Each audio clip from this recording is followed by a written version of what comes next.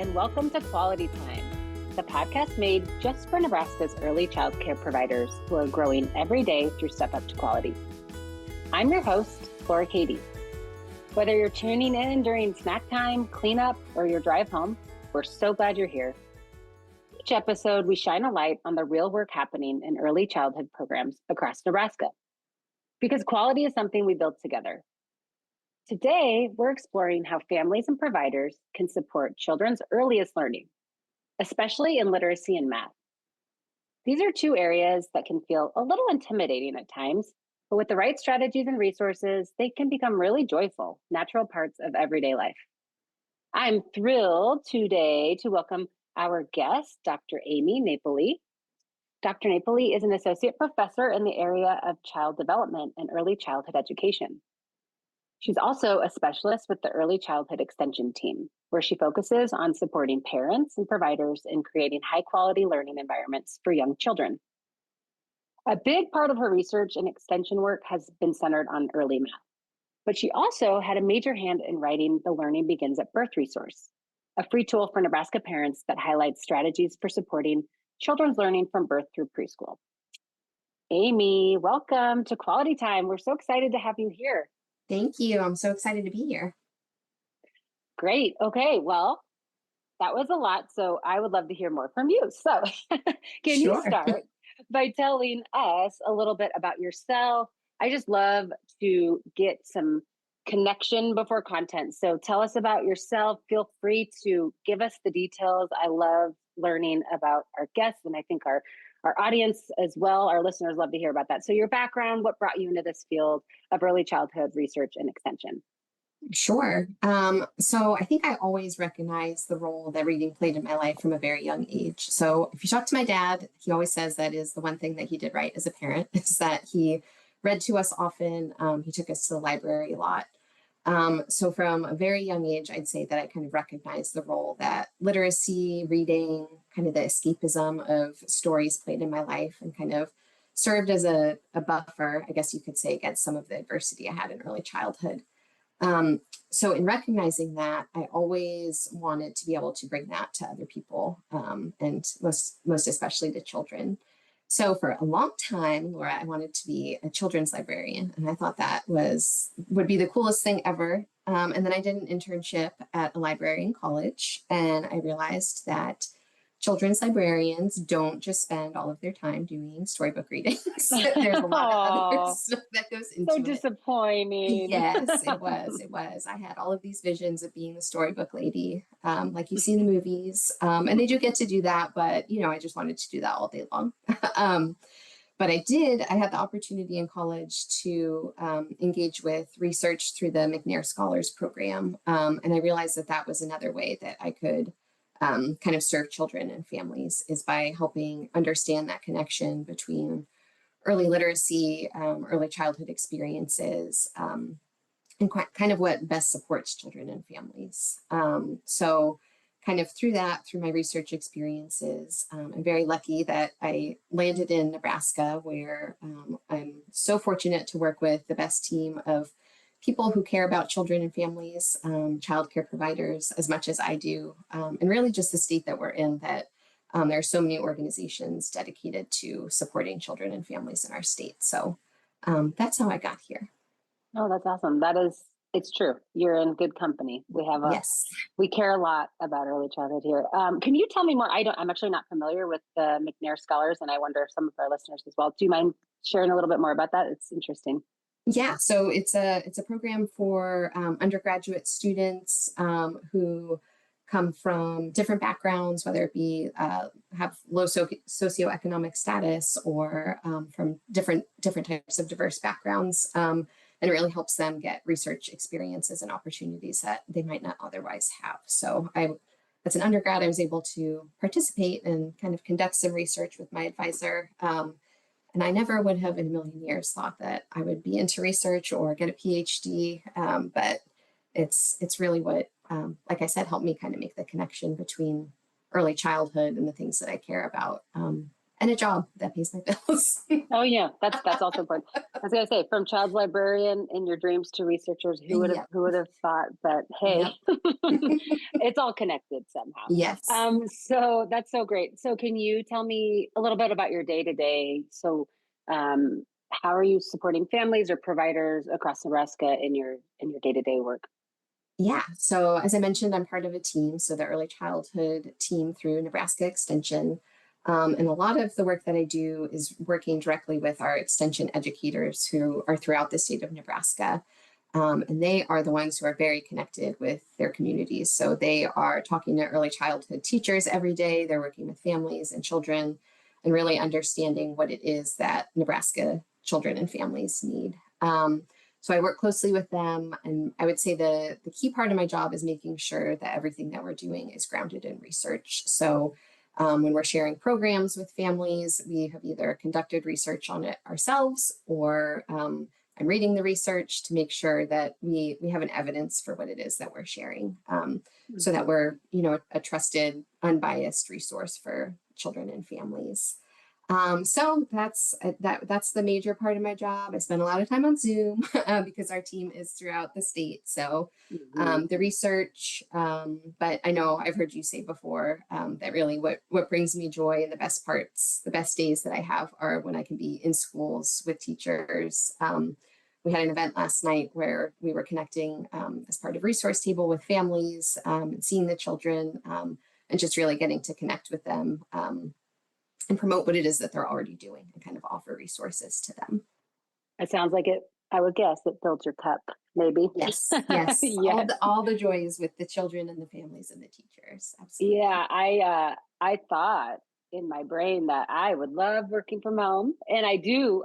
Currently I have more of a hybrid situation, but I did that for 2 years, and I quickly realized that even as stimulating as it is to be around children all the time, for me, it's kind of that I need that balance in between both.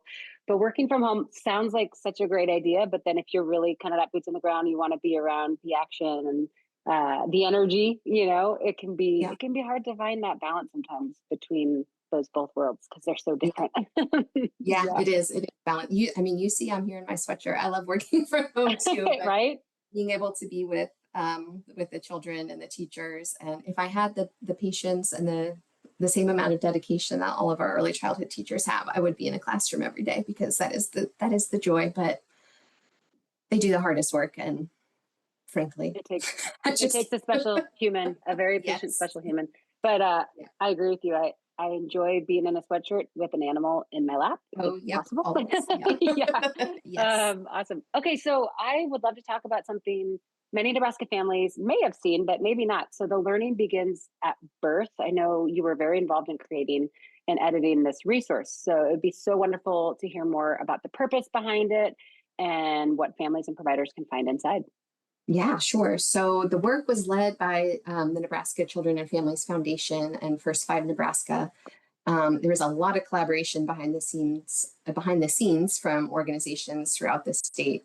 So, like the Nebraska Department of Education, our Early Childhood Nebraska Extension team, Head Start, DHHS. There's a wonderful parent advisory committee who really guided all of the work that we did, reviewed things, made sure it was accessible. Really, it's more people and organizations than I could name. But the goal Mhm. of the Learning Begins at Birth resource is to serve as a resource for families from pregnancy to age 5. We know that there's a lot of information, probably too much information available for families.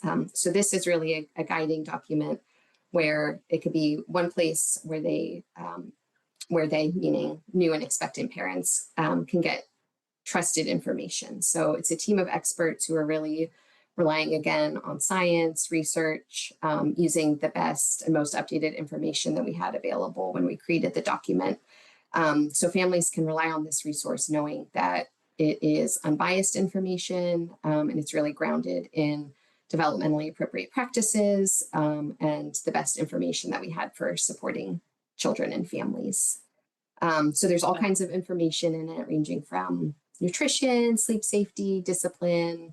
There's resources on finding childcare, which we know can be extremely difficult for new parents. So All of that information parents can find in the guide. That's so cool. That it sounds like a great wealth of information, and also you're really thinking holistically about what Yeah. are the needs of an expecting parent. So how cool.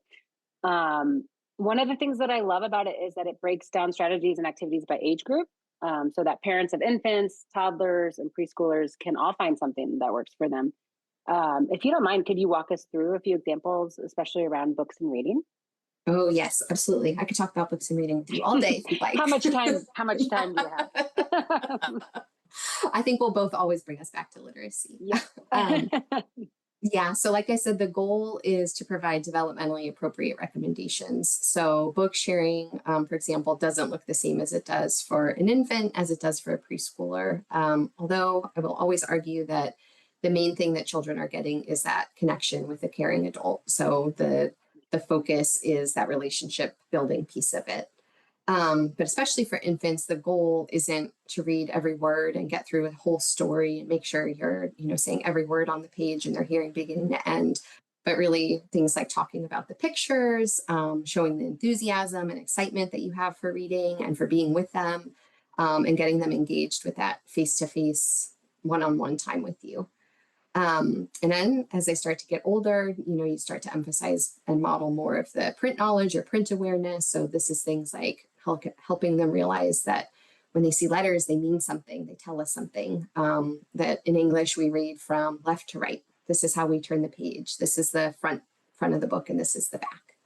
And then as they age, some of the information provided in Learning Begins at Birth emphasizes having children become the active storyteller with you. So asking them questions, making sure that they have plenty of time to ask their own questions, and express their interests. So it's really important for children to be able to talk during shared experiences, which obviously they do more as they get older, and having a chance, again, to practice that vocabulary, to hear the new words that you're modeling for them. So it is really about that connection again, but the guide provides resources from birth to 5, kind of along that spectrum as children are growing and learning.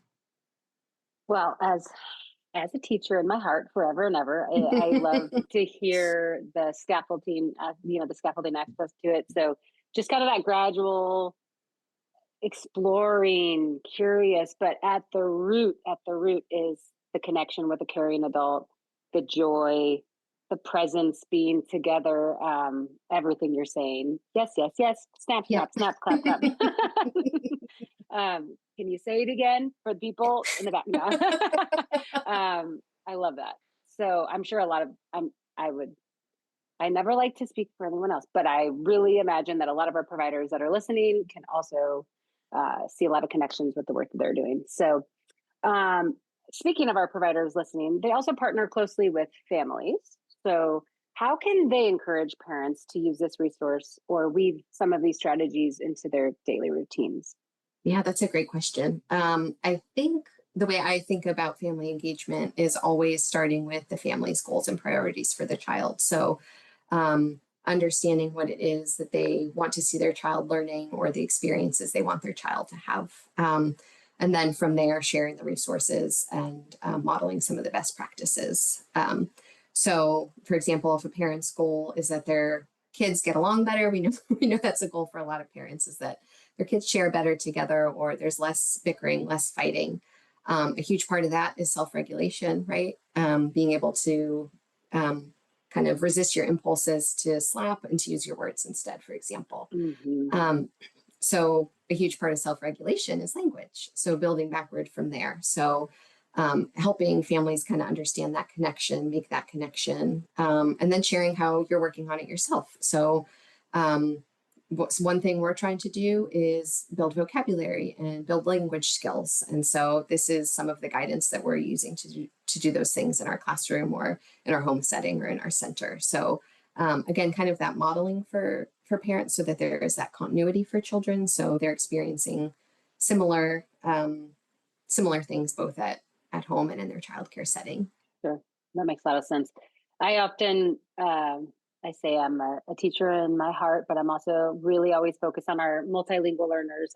My whole career have taught kiddos that are learning most often in their second language. And so I'm always thinking about the language aspect, and like you're saying, that frustration or the self-regulation or communication, like it's all connected in some way. And so it's really interesting to think about the vocabulary and that communication piece and how that affects behaviors as well. Very interesting. Okay, so something that I'm excited to talk about, because I'll give a little shout out to my very dear Deborah Monick. She was my early math specialist when I was the early literacy specialist, and we worked very collaboratively. She taught me so much about, she would just say, Laura, math and literacy go together. And so I might not have said that 2-3 years ago, but now I'm really it's just in me. So I would love to talk about your focus on early math. So sometimes Actually, just could you give us a little more background about your research on early math? Because obviously this season is all about early literacy, but there's such a connection there, and we are going to get into that. So am I getting ahead of myself? Maybe, but no, that's great. And yes, shout out to Deb, because that connection is there and it's important. And Deb does really great work around early math and for decades. Yes. So the question was about my research with early math. So yes, so most of my research focuses on how we can best support families at home with young children engage in math. And so when we think about early math, we're not thinking worksheets. Please, no worksheets for young children. We're thinking about playful, again, like you said, joy. So bringing it back to this, similar with literacy, we want that foundation to be the engagement and the joy of math and the joy of learning. So a lot of the research that I do focuses on how we can support parents in doing that joyful engagement with math, and also not making it that it's something additional that they have to do. Families are already doing so much. They're asked to do so much every day. Same with teachers. And so it's really about how can we encourage them to integrate math and kind of model that for children. Okay. Yeah. Something I remember, I think one of Deb's presentation was about like a 4-letter word, something about a 4-letter word, and it's about math. Just how so many people have a negative connotation with math. They don't think they like it, or it's really challenging. And I think probably some parents feel that way too. So what do we know about how math starts in those early years? Yeah, well, you're absolutely right. There's a lot of hesitation from adults around math. And I think a lot of that comes from their own anxieties and their own experiences with math. And then they immediately just kind of generalize all math is like this and kind of have some hesitation or fear. But just like with literacy, like I said, I encourage the foundation of making it fun, making it playful and enjoyable for children.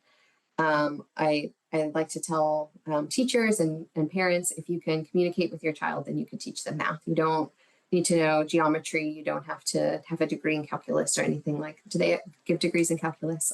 I don't know, but you don't have to. Don't ask me. Yeah.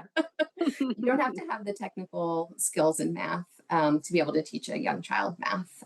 You just have to be able to model it, to communicate with them. And sometimes I say fake it till you make it. You don't have to love math, but it's okay to say that you do, just so you're supporting that and encouraging it for children. When teachers and parents of young kids think about math, I want them to think about play and games. So, or the integration of math into their daily lives. So it's kind of funny. I talk to a lot of adults who say like, oh, we don't do math very often. We're focused on literacy, or we're focused on social emotional development, but we're not doing a lot of math.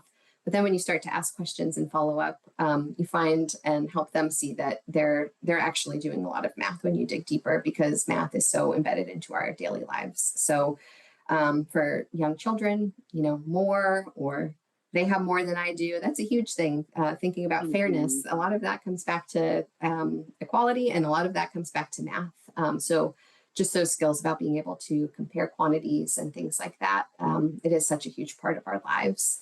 And really helping teachers and parents think about ways that they can make it more intentional, and helping children make that connection that math is serving a purpose for us. So when we're counting, for example, we are counting to find out why. We're not just reciting a string of numbers for the heck of it, but we're using it to help us answer a question of how many crackers do we have, or How many do we need? So every person has one, things like that.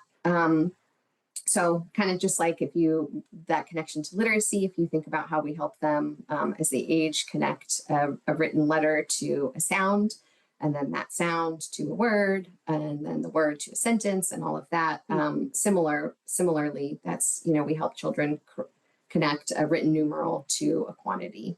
So it really is, that hesitation is there, but I hope that people can think about it in a fun and joyful and engaging way, rather than such a daunting thing. Yeah. Well, is it your life's work?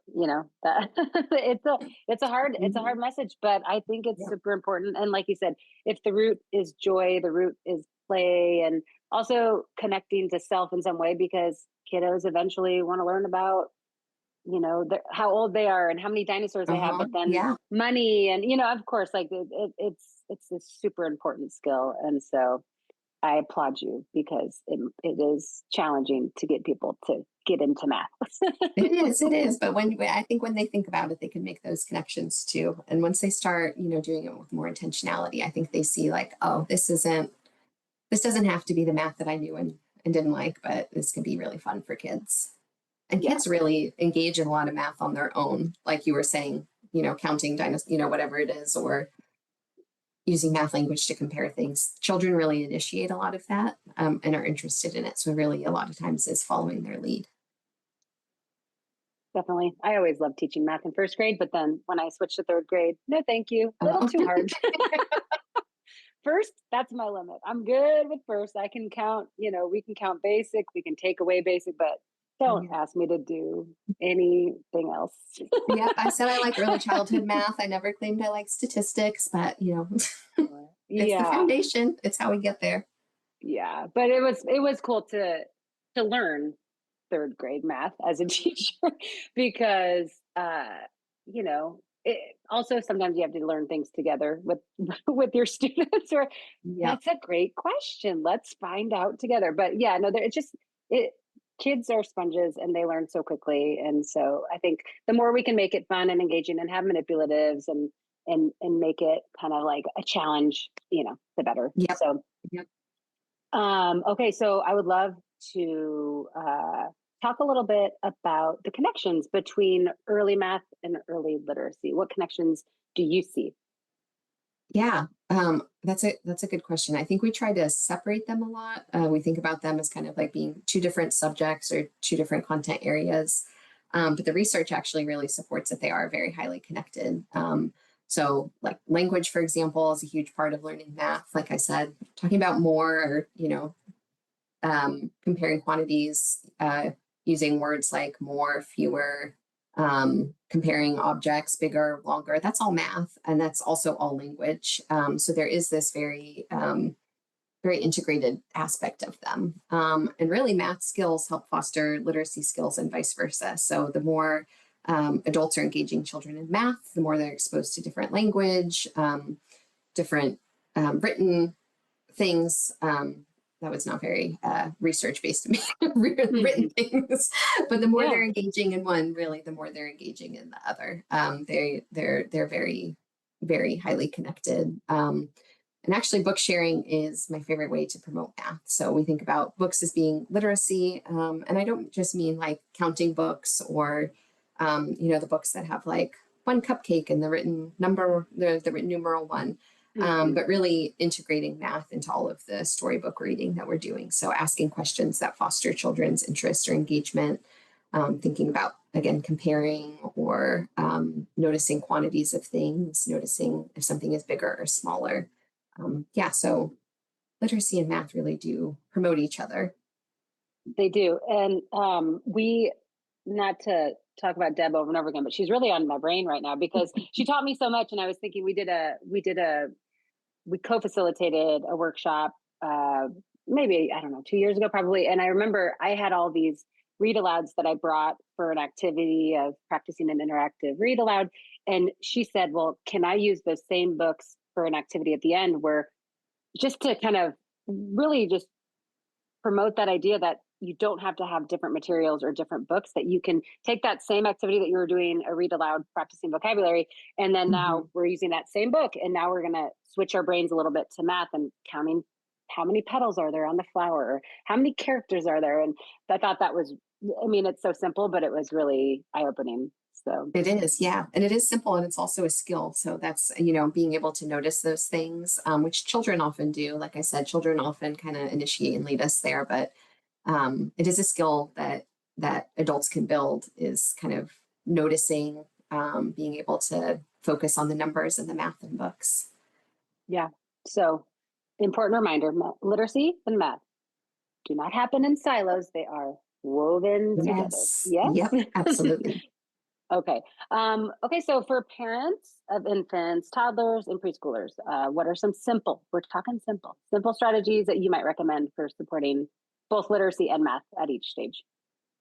Yeah. So I've said it a few times. I think it's worth emphasizing that it should be fun. So from the very beginning, we want to encourage children to love learning. We want to encourage them that they like math, that they can be good at math, and same thing with literacy and reading skills. Very few people like learning if it's something that there's a lot of pressure, or they feel like they're being forced to do. But really following children's leads, forget trying to get through an entire book, forget about worksheets, but really focus on following children's leads and their interests, and build the literacy and the math into that. So you mentioned dinosaurs before. Read books about dinosaurs if that's what your kid's into. When they want to read the same book 100, 200 times, follow their lead with that too, because if that's what they're into, that's what's going to keep them engaged. So rather kind of than having our own agenda, or, trying to think again, beginning to end, really building it in, and focusing on that engagement with the child. That's good. No worksheets. Follow your child's lead. Yes. It's okay not to finish the book. Yes. Play. And play and joy. You can read it 100 times, make it playful, act it out. Yes, all those are super helpful. You had mentioned, I don't want to put you on the spot, but you had mentioned that one of your favorite ways is to share through books. Do you have books that are specific to early math, or not? That's okay too. Well, the first ones that come to mind, I feel like self-promoting, so I don't want the first ones that come to mind are ones that we created, though, that really focus on the language of math. So this was a project that I worked on when I was a grad student at Purdue, led by my advisor, David Purpura. But we, as a team, really developed books that use math language. So when you look at them, if you flipped through, you wouldn't immediately think math, because there's no numbers used, but there's prompts in there that really engage children and get them answering questions in ways that promote them using that math language. So comparing quantities, I keep going back to that example, but it's the words like more, fewer, less, really engaging that type of math language. And a huge part of those books is that maybe I'm a little bit biased, but they're so fun. There's a plot, a storyline. One of them, it's about two elephants, Benjamin and Lucy, and one of them, they're going on a picnic, and so it's their story as they're bringing items to the picnic. So those are ones that I think about. I tend personally to kind of stay away from just the number and counting books, unless that's what children are interested in, just because I think we can engage them more in stories, and kind of things that they're into, rather than just looking at a written numeral, which I think there is a place for those, but I tend to gravitate more towards kind of the ones that have a plot. I like the mouse math books too. That's for a little bit older children, but I don't know if you've seen those, but there's also, definitely. I'm also thinking, I'm thinking about read alouds and for our youngest readers, but also I'm also kind of a nerd. So I'm also thinking about the NACI, and now I'm on the spot, but I think it was published 2 years ago. There's a really wonderful NACI book that has, I think it's just 4 case studies, and each one has a really easy takeaway, counting collections is one thing that you can do every single day. You don't have to buy anything. You just use things in your classroom or your at your childcare, like your wherever you are, you can just do this activity. And so that's something I love. Anything that's tangible, where you can just like look at all these different cool stimulating items that are kind of fun, and then let's count them. And it's simple, but that repetition and that practice goes a long way with our youngest learners. Yeah. And that's huge too, because you don't have to have specific things, you know, like you don't have to have counting bears to count. It's more engaging for children if you're counting or sorting, comparing things that they're interested in. So kind of, again, building that in. They could sort dinosaurs from tallest to shortest, or, you know, widest to narrowest, things like that. But it is something that we can do. We're at both math and literacy. It's something that we could do wherever we are. You don't need the specific materials, or you know, I'm never trying to encourage people to buy more stuff just to engage in these things, because it is everywhere and you could use what you have. Kind of removes the barrier sometimes. I think I coach teachers in my current role, and often it's like, well, I don't have time, or, oh, well, I have the materials, but they're, you know, and they're so busy. They don't often have an extra second to even get some of those tubs out. And so that's what's great about a coach, is that you can say, all right, let me help. Let's get these out, you know, and things like that. But then sure enough, they open up their closets and they have all the materials they could ever need for different simple activities like that. So, okay. So tangent over. And I just feel like we could go down tangents. Yeah. I feel like we could spend a few hours here. Yep. So do you have any advice for providers who want to share literacy and math strategies with their parents in an encouraging and approachable way?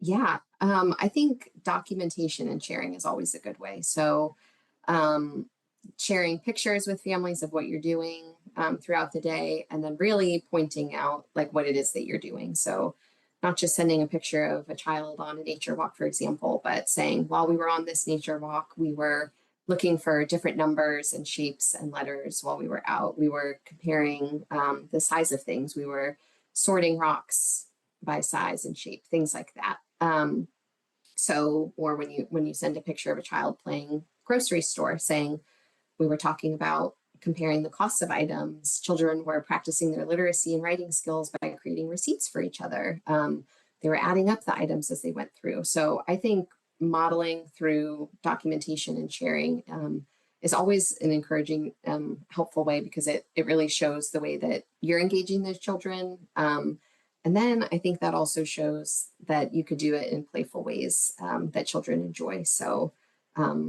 hopefully then families see that they can integrate it, they can build things. And I want to emphasize that this isn't just for, you know, preschool. A lot of the examples I fall back on are for preschool age kids, but this is really for infants, also toddlers. You know, when you're sending a picture of an infant playing with balls, talking about the vocabulary you were using to compare the size of the balls, or the different words that you were using to explain them, just modeling and showing that constant connection, that constant talking with children, and exposing them to new ideas and concepts. Wonderful. I was at a socialization yesterday at a school, and so we had birth to 5-year-olds in the room and lots of parents. It was such a simple activity, but there was so much math happening as well. First, there was a read aloud about a leaf hunt, and then they had 5 different colors of leaves that they had around the room, and the kids had to go on a scavenger hunt and find the leaves, and then categorize the leaves into the different colors, and then count them, and then paste them onto a tree. And I was just blown away, you know, and parents too. You know, it's like it's simple stuff, but it's just so cool to see it when the kids, first of all, they're just excited to go look for leaves. Like it's a simple thing of like, let's make this fun. This is a fun thing. We're on an adventure. And then, okay, now let's take a second and let's ground ourselves and let's categorize. And I feel like that really connects to what you're talking about. Yeah. And I'm glad you mentioned that too, because there is outside, there's a lot of opportunities for math and literacy and pointing things out. And shout out to the Ruth Staples folks on the UNL campus who are doing a lot of this work, really understanding how children learn in natural environments and the places that they are, and making connections between like the local resources that we have that can really foster that outside and in different spaces where, again, you don't have to have specific materials, but really it's Right. kind of what's at hand. Yeah. Creativity. It's looking Yeah. at things in a different way. Absolutely. Love it. Okay, so supporting children's learning at home can look different for every family. Um, how would you help parents recognize their strengths? I'm a strength based type of gal myself, and so how Mhm. do we help our parents see their strengths and feel empowered in the role that they're already playing? I love that question, because it is like at the foundation, that is what we want families to be doing, is building from their strengths. So like I said before, it's not adding more, doing more. It's really making the most of the opportunities that you have. I think there's a lot of messaging for that parents get that they could or should do more, but like I said, it's really about building from the time that you do have. So even if you only have a few minutes, making that time meaningful through those conversations, by kind of what you're sharing with your child, the enthusiasm you have for being with them. Um, and we say it all the time, but it is really true that that parents know their children best, and are the most equipped people really to follow their children's lead and engage them in ways that interest them.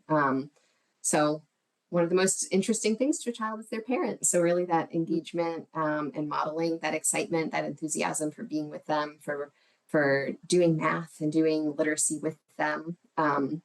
Constant talking and the back and forth exchanges, I think, are key.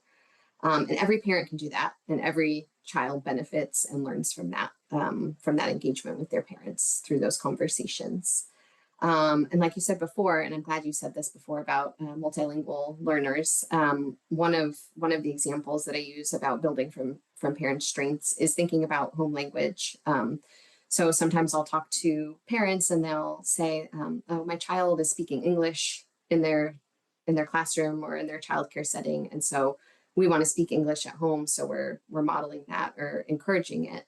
Um, but not but because I understand that perspective and where that comes from. And we always try to encourage families to use their strengths. So whatever language it is that you're most comfortable in, whatever language you can provide the most rich vocabulary and modeling for your child.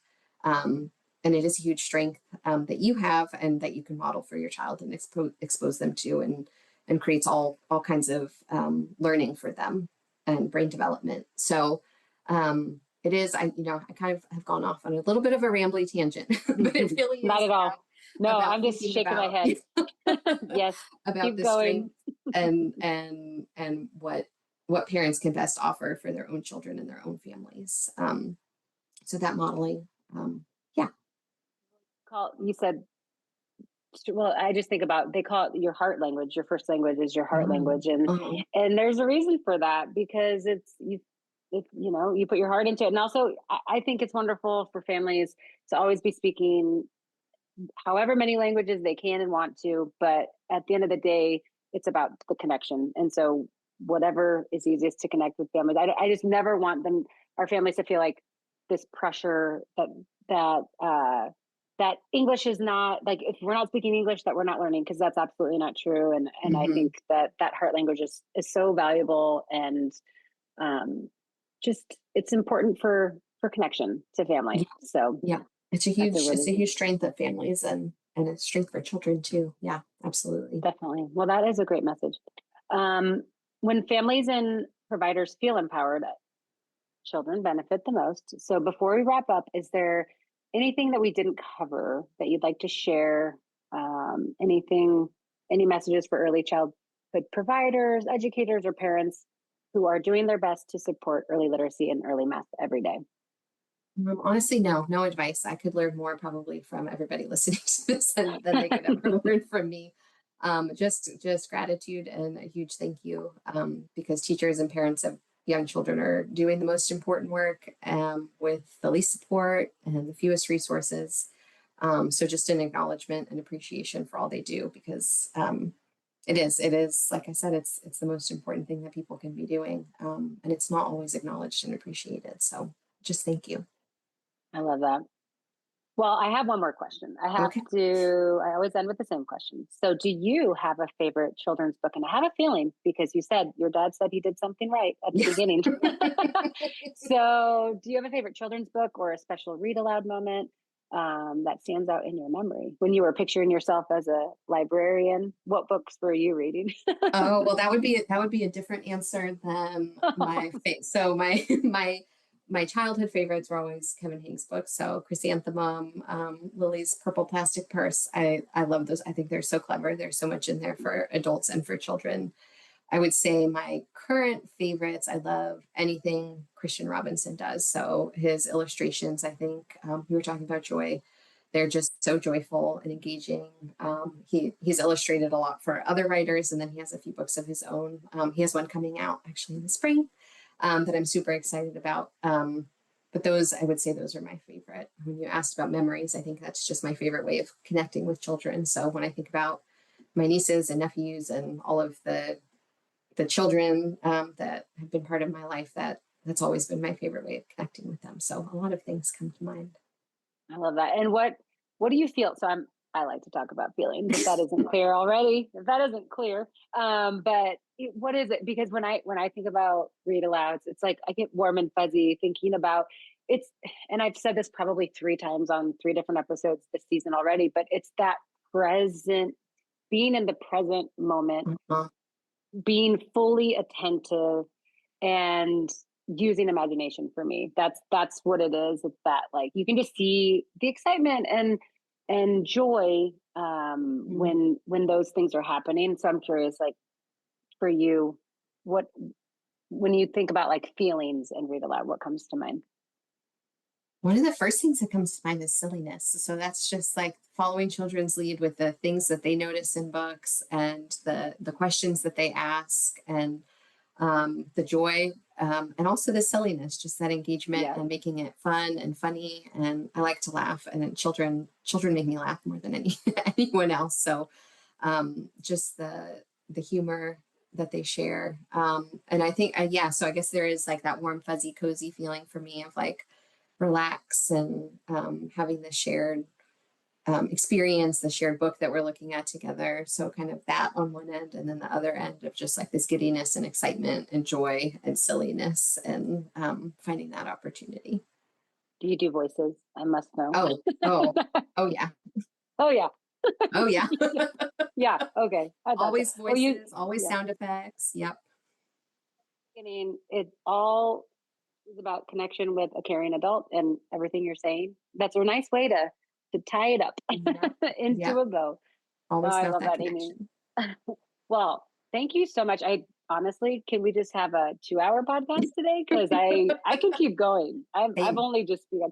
I just want to say thank you for joining us today and for sharing so many great ideas, so much passion. Just you're really really fun to talk to. So thank you. Thanks. So are you. Thanks for having me. I appreciated it.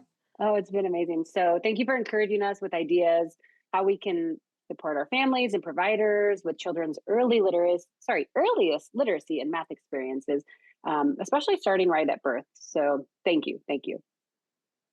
To our listeners, thank you for tuning in to Quality Time. We hope today's episode gave you some new ideas and maybe some inspiration to bring back to your classrooms, programs, and homes. Be sure to join us next time as we continue celebrating Nebraska's amazing early childhood professionals who are stepping up to quality every day.